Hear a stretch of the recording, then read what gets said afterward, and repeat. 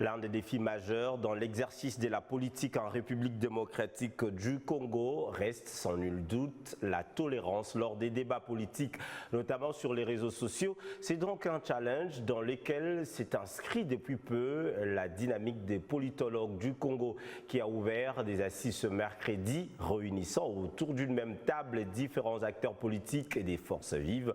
Objectif, mener des réflexions autour des pistes et des solutions à apporter à ce phénomène. Menaces, intimidations, insultes et autres du genre sur les réseaux sociaux, allant jusque parfois aux attaques physiques, c'est donc pour prévenir tous ces maux de cyberviolence que la dynamique des politologues du Congo réunit depuis ce mercredi à Kinshasa différents acteurs politiques et autres forces vives autour des réflexions sur ces questions. 3 jours durant, les participants vont cogiter sur les pistes de solutions à apporter. Une rencontre qui devra inéluctablement se solder par un plaidoyer à présenter aux différentes autorités du pays, mais aussi aux acteurs politiques. L'objectif, c'est d'amener les acteurs politiques à parler cohésion. Les amener également par leur discours à apporter un discours responsable qui nous permet de renforcer la cohésion dont le pays a besoin. Et donc, pour que nous embarquions nos acteurs politiques dans ces démarches-là, le but du plaidoyer, justement, c'est de mettre en place la feuille de route.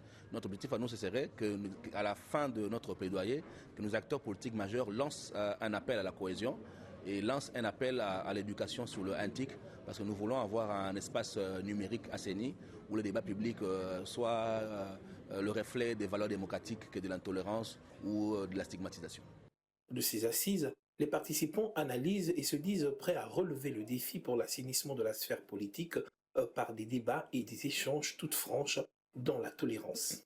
Quand nous faisons allusion aux acteurs politiques et à la cyberviolence, nous savons qu'il y a toujours eu un problème de discours, un problème de langage. Ils sont tous là en train d'inciter la population à pouvoir entrer dans les désordres. Donc l'importance, c'est cet éveil de conscience pour voir le travail qui est en train d'être fait, que nos politiciens, par exemple, n'utilisent pas le mot cohésion nationale dans leur discours. Vous voyez déjà, quand on fait un plaidoyer par rapport à ça, je crois que c'est quelque chose de très important pour le développement et l'unité de la nation. Les dernières élections organisées au pays ont relevé un fort taux de cas de cyberviolence et qui ont caractérisé les scrutins. Politoscope, cet outil de monitoring de tous les cas de violence sur les réseaux sociaux, entend ici poursuivre son combat pour parvenir notamment à une sphère des débats politiques qui sera caractérisée par la tolérance politique.